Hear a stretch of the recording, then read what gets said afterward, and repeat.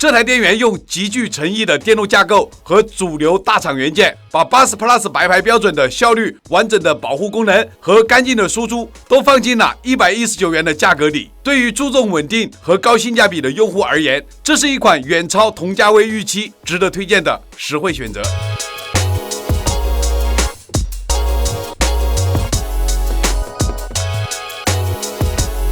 各位朋友大家好啊！在电源市场里，很多朋友觉得便宜没有好货，但今天摆在我们面前的这款阿斯麦通 500UL 却给了一个大胆的宣言：119元的售价，额定功率500瓦，宣称效率可以接近白金级别，还直接写在宣传里面支持拆解评测。敢这么说的店员真不多见，这就让我们很难不去好奇，它到底是真材实料，还是宣传上的勇气更大？接下来我们按照老规矩，把它的效率文波逐一拉满测试，再通过拆解看看内部的用料和电路架构，来判断它在这个119元的价位究竟能不能做到价格1倍、品质2倍的承诺。喜欢我这种硬核车载视频内容的老铁们，记得一键3连，点赞、关注、投币走起，你们的支持就是咱们更新的动力。我们话不多说，先开箱。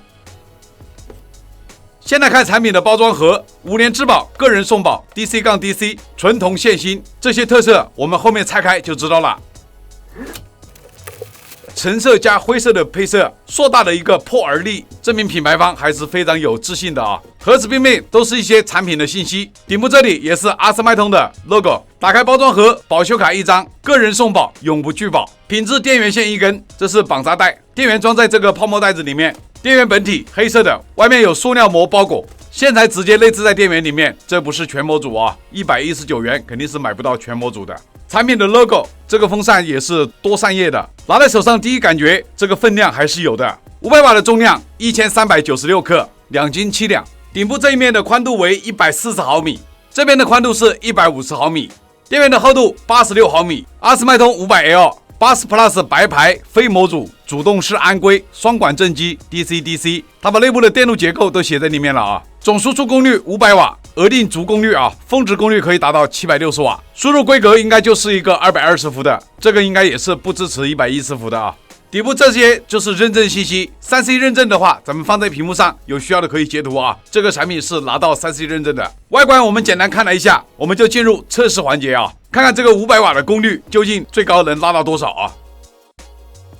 为了测试一个电源的确切的转换效率的情况，我改了一下测试方法啊。从这里接入3个万用表来检测适时的电压。如果直接从负载仪上面看功率的话，这个线材的压降就会造成功率减少啊。我们从这里监测电压，再乘以负载仪上面的适时电流，就可以得出准确的功率的情况，再除以它实际交流取电的情况，就可以得出准确的转换效率。首先我们来测试它的待机功耗的情况。这个电源的测试标准是230伏的电压，我们就依照230伏的电压来进行测试。经过10几分钟的待机测试啊，它的待机功耗一直稳定在 6.1 瓦左右。转换效率的测试，这个电源的转换效率，我们就按照我的表格计算出来的电流值来进行测试。额定500瓦已经超过了我的变频稳压电源的功率限制，所以我们只能拉 20% 和 50% 的转换效率。现在是这个电源 20% 负载的时候，12伏这边 7.5 安，实际功率是 89.6 瓦，5伏这边1安就是 5.1 瓦，3.3伏 1.5 安就是5瓦，3个加起来总功率就是 99.7 瓦，230伏输出 120.1 瓦。这样折算下来 20% 负载转换效率为 83%。现在是这个电源 50% 负载的情况下，我们来看一下啊，12伏输出的实际功率是222瓦，5伏输出的实际功率是 12.4 瓦，3.3伏输出的实际功率是 12.5 瓦，3个加起来总功率就是246.9瓦，230伏输出 295.6 瓦。这样折算下来，它的转换效率为 84%。可以看到这个电源 50% 负载时，功率因数 PF 值是 0.93， 这个值已经很高了啊。从我们实测的2档数据来看， 20% 和 50% 的负载，它已经达到了白牌的标准了啊，没有虚标啊。在这个价位里面，这个电源确实还是可以的。关于这个电源的文波，我们后面测试 ATX 电源的时候，都要按照英特尔规定的规范标准来进行测试。这是我在英特尔规范官网上面截取下来的一些内容，大家可以参考一下。3个电流档位所需要测试的电流的话，做成了一张表格，我们就按照这个表格里面的电流的标准来进行测试，就可以直观的反映这个电源输出电流的质量。而且还有它的规范里面也规定了这个测试点我们要并入0.1微瓦的薄膜电容，还有10微瓦的电解电容。电容我都是用的最好的威马电容和日本伊拉的电解。我们先来测试 3.3 伏的文波。这个时候测试到文波大约是在20多毫伏的样子，我们暂停一下，文波值峰值约 21.33 毫伏，这个文波表现相当不错了啊。然后我们再来测试5伏的文波，这样测试下来文波大约在27、8毫伏的样子，我们来暂停一下，文波是 28.33 毫伏。我们现在来看12伏的文波，示波器上显示此时的文波大概在60毫伏左右，我们暂停一下，文波值为 59.33 毫伏，这个数值也是很不错的。刚才的一轮测试是英特尔的 ATX 规范中规定的电流值来进行测试的文波，属于一个中功率负载段。我们现在把12伏的文波再测试一下它的高功率负载的时候是什么样的结果。我们把12伏的电流调到40安，大家可以看3个负载仪适时工作的情况。5伏和 3.3 伏这2个电压档位不需要拉到最大，但是它要同时在工作。大家来看文波情况啊，峰值在110毫伏左右，这是最高档的文波啊，也没有超标准。峰值在 108.33 毫伏，这个测试结果文波的话符合 ATX 规范的标准的。这款电源的测试数据表现还是不错的啊，在这个价位还是很值的。我们现在做的就是把这个电源把它拆开，我们来看一下内部的做工和用料的情况。首先把外壳所有的螺丝全部卸掉，风扇的排线我们先把它取下来，然后拿出这个壳体，可以看到内部的电路主板，这是一个线卡，用来固定这个线，防止这个线材被这个壳体给刮破了啊。主板上面有4颗螺丝，我们要把它卸掉。品质插座这里还有2颗螺丝，卸完螺丝以后，我们就可以拿出这个主板。这个是主板跟壳体之间做绝缘处理的一张塑料板，主板底部还有一张防尘海绵。拆解电源有触电的风险，请大家不要模仿。我们可以看到主要的电源线，它底部都是有座子的啊。壳体的板材采用的是1毫米的镀锌板，底部这块壳体是 0.8 毫米的，这个119用这个壳体也算是良心吧。风扇采用的是液压静音风扇，测试的时候我就感觉到这个风扇的声音很小。这个品质插座也是一块独立的 PCB 啊。这个电源上面的线束我全部都取下来了啊。我们来看一下这个线材内部的线芯是不是纯铜的。这2根是显卡和 CPU 的供电线，焊接在这个主板的12伏支路上面的。这根是接显卡的，我们剪开看一下。用刀片刮，线芯没有发白，就证明就是纯紫铜的线芯。然后我们来看一下 CPU 支路，随便剪掉一根，是没有发白的，也是纯紫铜的线芯。主板的供电线，这根线芯就是铝线了啊，可以明显的看到一刮开里面就发白了。硬盘的连接线我们也随便拆一根吧。这个硬盘供电线它也是用的铝线啊，这些线都不过大电流，情有可原吧，毕竟这个价格119块在那里。然后这是主板部分，12伏支路、3.3伏和5伏，这里是用的独立的降压电路。EMI 部分、PFC 部分，整体的做工布局确实还是可以的。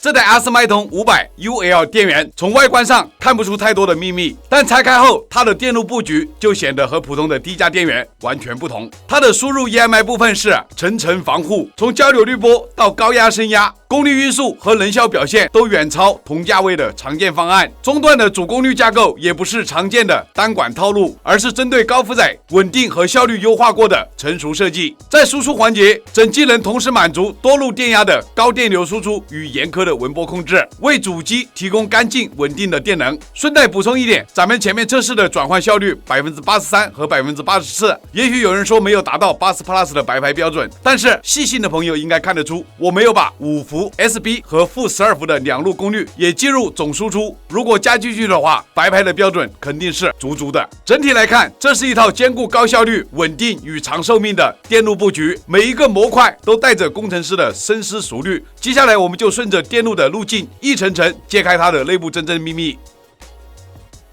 这台阿斯麦通500瓦的电源，从交流入口开始就显得不同寻常的用心。交流首先经过品质插座 PCB， 零线与火线各串接一颗 Y 电容，将高频供膜噪声直接泄放到大地，构成第一道 EMI 防线。随后进入第一级环形供膜电感，从源头削弱电网与电源之间的电磁耦合。接着是一颗 6.3 安250伏微型半容保险丝，用以保护整个电路安全。在滤波核心部分，使用了多颗来自东莞浩方电子的安规电容。浩方电子为民营企业，没有官网。两颗X2安规电容的规格分别是 0.68 微法310伏与1微法310伏，配合环形滤波电感与第2、第3级扁平同带式供膜电感，构成多级供膜与插膜的复合滤波网络，有效降低谐波干扰，并满足安规的传导和辐射要求。滤波完成后，交流电进入整流阶段，采用 GBU 806整流桥堆8安600伏，将交流电转换为脉动直流。再由东莞浩方电子的1微法400伏薄膜电容进行高频去耦和初步平滑，提供一个稳定的直流母线。进入高压处理核心是台湾友顺电子旗下杭州有望出品的8300主控芯片。从电路走线来看，这颗8300芯片集成了有源功率因素校正 PFC 与 PWM 双管正极控制的两大功能。友顺电子成立于1990年，在杭州设立子公司杭州有望，专注电源管理、PWM 控制与功率半导体方案。前端 PFC 通过大型升压电感 15N60 PFC 开关管和 UF08A 60F PFC 整流管，将整流后的直流进一步升压至约380到400伏，并适时调节电流相位，使功率因数维持在 0.93 左右。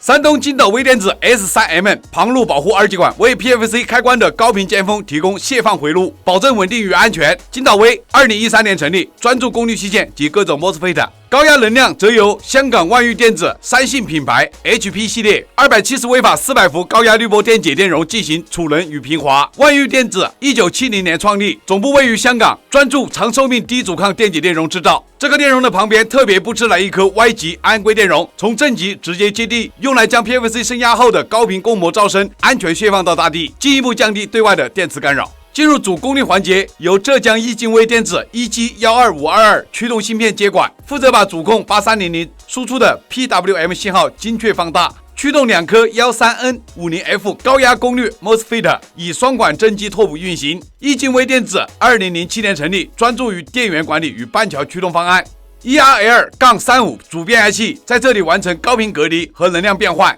把高压直流高效转换为低压大电流输出。而所有的偏置供电的低压滤波电容统一采用香港万裕电子三信 GF 系列低阻抗电解电容，为主板上多颗控制芯片提供干净的工作电源。这一整套前端 EMI 多级滤波、PFC 升压和双管正极功率结构，构建出电源的心脏，让它在500瓦负载下依然保持高效且稳定。主功率之外，这台电源的低压辅助与输出环节也是做得很完整。待机部分采用深圳东方腾科技 EST2811 DS 辅助电源芯片，通过独立的119辅助变压器提供稳定的5伏 SB 电压，并保证整机在待机模式下的低功耗表现。东方腾科技成立于2022年，是一家专注电源控制芯片的厂商。辅助电源输出由两颗山东金岛微电子的 SS34 肖特级二极管提供低损耗的高效整流。值得一提的是，这块板子上所有的贴片二极管都来自山东金岛微电子，保证了统一的品质和批次的可靠性。12伏的电流整流任务交给了3颗肖特级二极管，一颗 MBR40100PT 与2颗广东人贸电子 MBR30100，多颗并联可以降低每颗二极管的正向压降和发热，显著提升效率和可靠性。广东人贸电子2011年成立，专注二极管与肖特级器件。系统的时序与保护由台湾邮顺旗下杭州有望 UTC8313 芯片负责，可实时检测电源的输出关键电压，一旦发生过压或欠压，立刻关断，保护整机的负载安全。在反馈隔离方面，使用了台湾亿光电子的817光电耦合器，实现精准的电压反馈和稳压控制。亿光电子1983年成立，全球知名的光耦与光电元器件制造商。低压输出方面，12伏通过一支大型储能电感和平衡插模电感进行2次滤波，并配合3颗深圳东天电子的2200微法16伏的电解电容，总容量6600微法，进行大容量储能，保证高电流输出时的低温波和稳定性。中天电子2004年成立，民营企业，他家的电容被安克及奥海等知名企业采用。5伏和3.3伏输出则有2颗无锡新南威电子 NDP23B0QB 降压芯片，配合2颗4.7微亨电感，实现同步降压。新南威电子成立于2015年，专注高效 DC-DC 转换方案。输入侧有1颗270微瓦16伏的固态电容滤波，输出侧则使用5颗270微瓦16伏固态电容，进一步降低温波，保证在快速负载变化时依然维持稳定电压。辅助电源的滤波同样不含糊，中天电子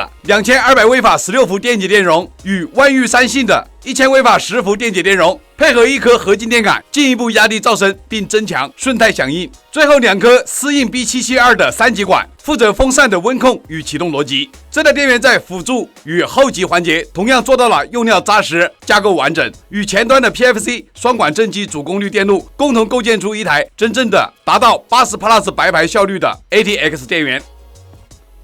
从测试和拆解的双重结果来看，这台仅售119元的500瓦电源，在架构用料上都展现出了超越价格的诚意。前端 EMI 滤波非常的扎实，3重共膜电感，X2 Y 型安规电容和多级插模滤波的组合，让试电干净稳定，为后级提供良好的输入。主功率架构采用台湾友顺8300主控 PFC PWM 2合1的方案，配合浙江易经威 EG12522驱动双管正极拓扑，实现功率因数校正和高效能量转换。我们实测功率因数 PF 值约等于 0.93%，20%、50%负载效率，加上5伏 SB 和负12伏，达到80+ 230伏白牌标准，这在100元价位非常的少见。关键的元器件同样有保障。香港万裕的 HP 系列高压电解电容提供长寿命和低阻抗储能，3颗大电流肖特基2极管并联分流，确保12伏大电流输出的稳定。5伏和3.3伏由无锡新南威电子的 DC-DC 芯片同步降压输出，温波轻松满足 ATX 规范。辅助电源和时序保护同样齐全。深圳东方腾电子的辅助电源芯片独立提供5伏待机电源，台湾友顺 UTC8313 负责系统监控与 PG 信号，保证启动与异常保护的完整闭环。再来看它需要注意的地方。考虑它的售价仅售119元，在高压储能、电容余量和2次整流上的方案没有走更昂贵的堆料，是合理的成本取舍。这些设计并不会影响日常500瓦级负载的稳定输出，只是在极端满载连续冲击或者进一步追求极致性能的时候，理论上提升空间有限，毕竟它的价格只有119块。总结来看，这台电源用极具诚意的电路架构和主流大厂元件，把80+ 白牌标准的效率、完整的保护功能和干净的输出都放进了119元的价格里。对于注重稳定和高性价比的用户而言，这是一款远超同价位预期、值得推荐的实惠选择。经过这次完整的测试和拆解，我们最后还是来总结一下整个测拆过程，让我们看到这台阿斯麦通 500UL 高性价比500瓦电源的整体数值。从前面实际测试的数据，它的表现很稳定，功率因数在高负载下保持在 0.93 左右，整机的噪声和温声控制也符合预期，输出电压平稳，温波也始终处在 ATX 规范范围内，验证了它在真实使用环境中的可靠性。更难得的是，它的能效方面同样给力，在标准 20%、50% 负载下测得的转换效率完全满足80+ 230伏白牌标准。这意味着无论是日常办公还是多盘存储、长时间运行的中功率平台，都能兼顾节能与电费的成本。结合售价来看，这台电源的价格优势尤为突出。119元的预算，却能得到完整的 PFC 架构、双管正极功率变换和标准12伏加 DC-DC 多路输出结构，